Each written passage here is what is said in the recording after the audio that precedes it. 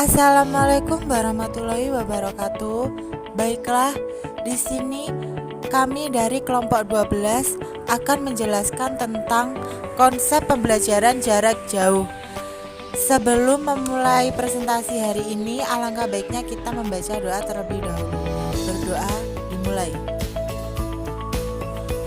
Berdoa selesai.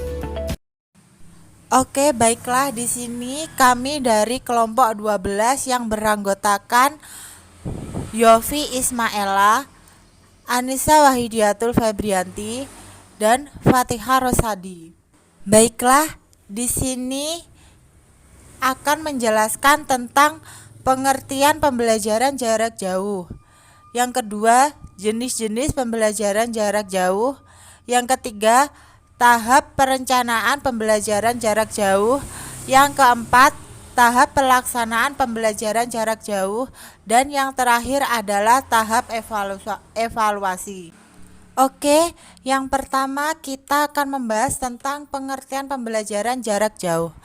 Pengertian pembelajaran jarak jauh adalah pendidikan formal yang berbasis lembaga yang peserta didik dan instrumennya berada di lokasi terpisah sehingga memerlukan sistem telekomunikasi interaktif untuk menghubungkan keduanya dan berbagai sumber daya yang diperlukan di dalamnya.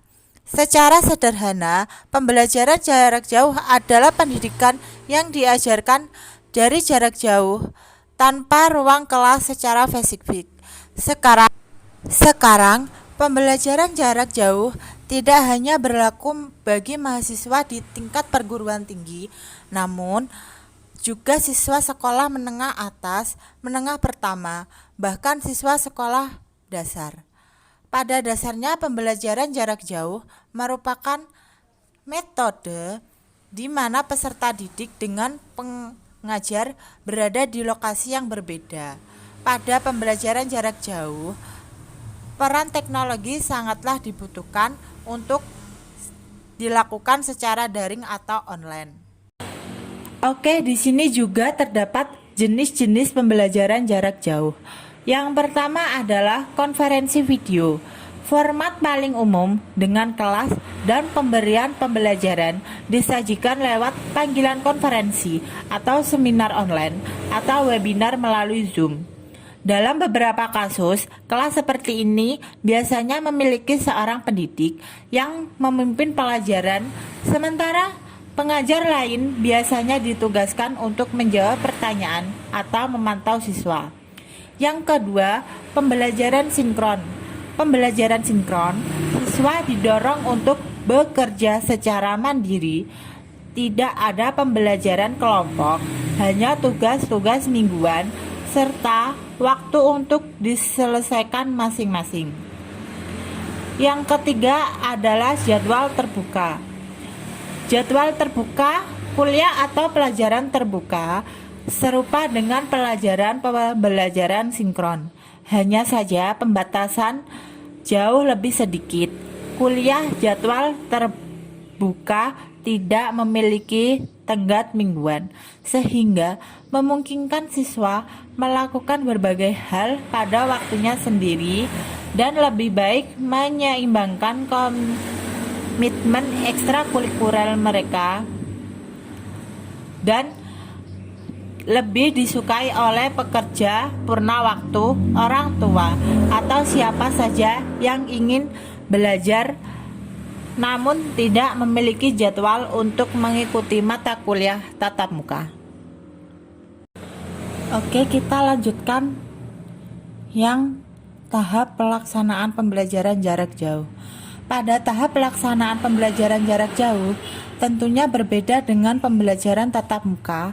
Pada pembelajaran jarak jauh, siswa tidak bisa bertatap muka langsung dengan guru. Tahap kegiatan pelaksanaan pembelajaran dilakukan dengan cara menyampaikan materi yang dibagikan melalui grup kelas. Penyampaian materi ini dilakukan sebelum guru memberikan tugas kepada siswa. Guru tidak boleh serta-merta memberikan tugas kepada siswa yang nantinya akan membuat bingung siswa dan juga wali murid.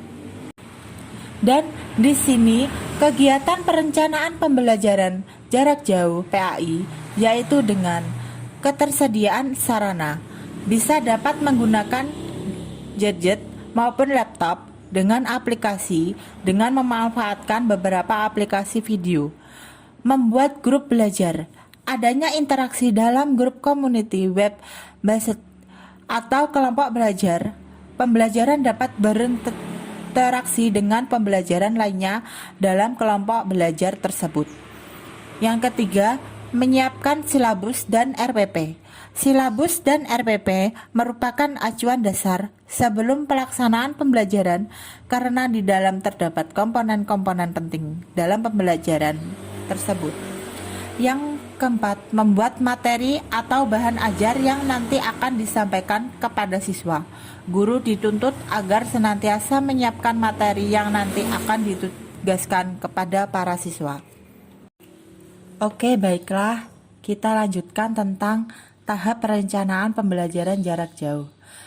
Dengan adanya perencanaan jarak jauh, kita dapat membuat konsep, tujuan, serta menentukan arah pembelajaran.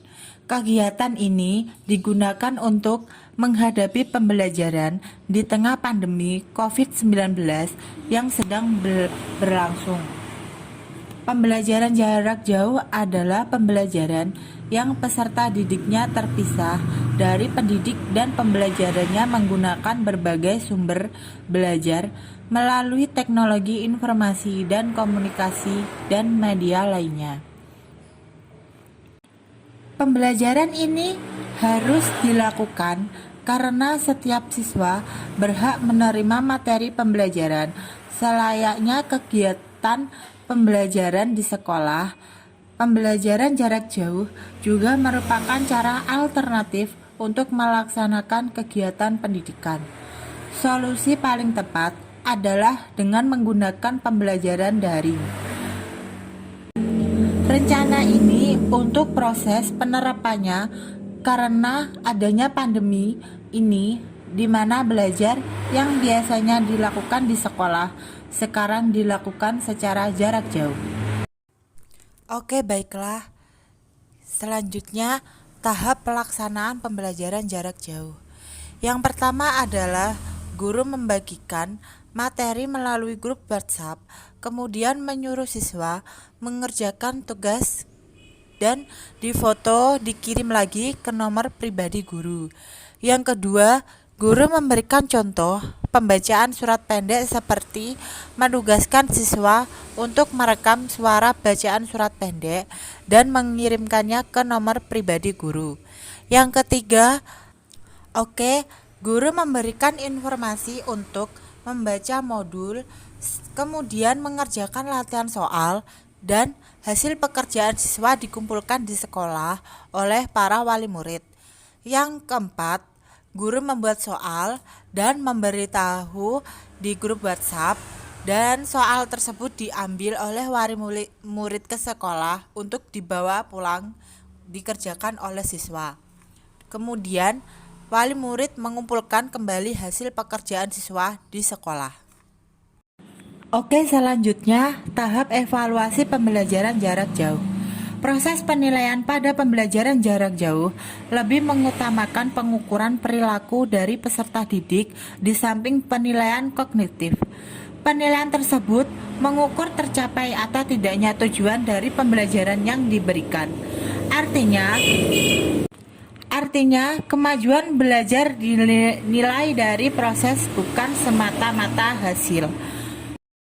Oleh karena itu, prinsip penilaian yang dipakai sesuai dengan kurikulum 2013 adalah: yang pertama, valid; yang kedua, mendidik; yang ketiga, berorientasi; keempat, adil; dan yang kelima, terbuka; keenam, berkesinambungan; ketujuh, menyeluruh; dan yang terakhir, bermakna.